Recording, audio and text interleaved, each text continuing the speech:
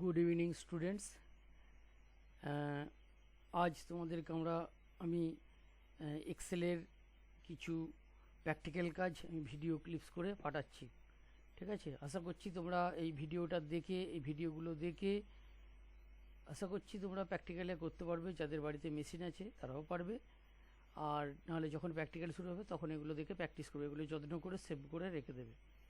ঠিক আছে, তো আমি এর আগে যেগুলো থিওরি পাঠিয়েছি যে যেমন স্টেপ বাই স্টেপ কীভাবে করবে, ঠিক আছে, যে এক্সেলে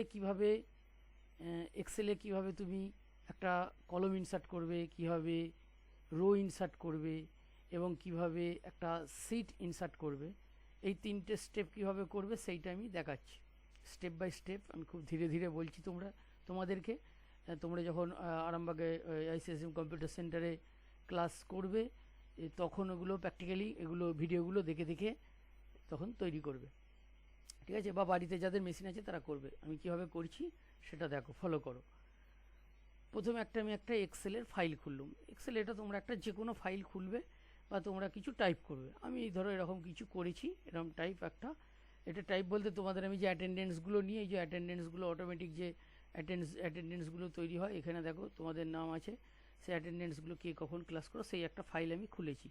ঠিক আছে, এইটাতে আমি দেখাবো কীভাবে, এই ফাইলটাতে দেখাবো কীভাবে আমি একটা কলম ইনসার্ট করব, রো ইনসার্ট করব, বা কীভাবে আমি একটা সিট ইনসার্ট করব। এই তিনটে ইনসার্ট আমি কীভাবে করব এটা একটা ভিডিওতে আমি দেখাচ্ছি। ঠিক আছে, তাহলে প্রথমে আমি দেখাচ্ছি কলম ইনসার্ট কীভাবে করবে। আমি স্টেপ বাই স্টেপ লিখে দিয়েছি, এবার প্র্যাকটিক্যালি কীভাবে করবে সেটা দেখাচ্ছি। তাহলে কলম মানে এখানে কী আছে দেখো, A B C D E, এই যেগুলো সব কলম।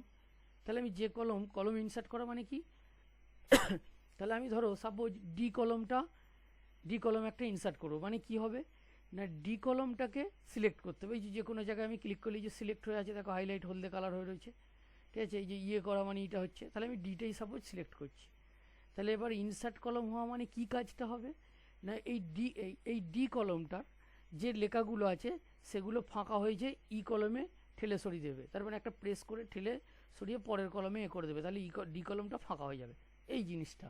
তাহলে সেটা কিভাবে করব, স্টেপ আমি দেখো কিভাবে লিখেছি। স্টেপ 1 কি করেছি, হোম ট্যাবে ক্লিক করব, এই যে হোম ট্যাব। তারপর কি করেছি স্টেপ 2, এটা সেলস গ্রুপ, এই যে দেখো সেলস গ্রুপের অন্তর্গত কি ইনসার্ট ড্রপ ডাউন বক্স, এই যেখানে দেখো পাশে ড্রপ ডাউন বক্সে ক্লিক করলাম, এটা 2 নম্বর স্টেপ। তারপরে কি করব না, ইনসার্ট সিট কলমস, এই যে লেখা আছে ইনসার্ট সিট কলমসে ক্লিক করলাম। দেখো যা ইনসার্ট সিট কলমসে ক্লিক করলাম, দেখো ডি ঘরটা ফাঁকা হয়ে গেল, ডি এর যাবতীয় লেখাগুলো যা ছিল তার পরেরগুলো সব ঠেলে সরিয়ে দিল। তাহলে এই যে পদ্ধতিটা, এইটাকে আমরা বলবো কি ইনসার্ট সিট কলমস। এই স্টেপটা খুব ভীষণ ইম্পর্টেন্ট পড়ি। ঠিক আছে, এবার তোমাদের এগুলো প্র্যাকটিক্যালি করতে দেবে না, এবার তুমি এটা দেখে ওইটা পড়লে বুঝতে সুবিধা হবে তোমার। ঠিক একইভাবে আমি ইনসার্ট সিট রোজ নেবো, এটা রুবরি করে দেখাচ্ছি। সাপোজ রোজ মানে কি, এখানে দেখো 1 2 3 4 5 6 এগুলো রো। সাপোজ আমি 10 নম্বর রোটাকে সিলেক্ট করেছি, এই যে যেখানে যে 10 নম্বরটা হাইলাইট হয়েছে এটা সিলেক্ট করেছি। তারপরে কি করব, ঠিক একই স্টেপ, হোম ট্যাবে যাব, সেখান থেকে ইনসার্ট ড্রপ ডাউন বক্সে ক্লিক করব, সেখানে দেখো একটা অপশান আছে ইনসার্ট সিট রোজ, ওটাই ক্লিক করব। দেখো 10 নম্বর রোটা পুরো ফাঁকা হয়ে গেল, 10 নম্বরে যে রোগুলো ছিল সেগুলো পরের নিচের দিকে ঠেলে দিল। তাহলে এটা হলো কি ইনসার্ট সিট রোজ। ঠিক একইভাবে আমরা একটা ইনসার্ট সিট নেব। দেখো এখানে একটা ক্লাস টেস্ট 2001 বলে একটা সিট আছে, একটাই সিট আছে, আমি আর একটা এক্সট্রা সিট নেবো। কীভাবে নেবো, তাহলে এখানে যাব ঠিক একইভাবে হোম ট্যাবে ক্লিক করব। তারপর হোম ট্যাব থেকে এই সেলস গ্রুপের অন্তর্গত ইনসার্ট ড্রপ ডাউন বক্সে ক্লিক করব। এখান থেকে দেখো সবার শেষ আছে কি ইনসার্ট সিট, এই ইনসার্ট সিটে ক্লিক করে দেবো। দেখো একটা নতুন চলে আসলো, সেটার নাম কি হলো সিট 1, পুরনো এটা ছিল, এটা সিট 1।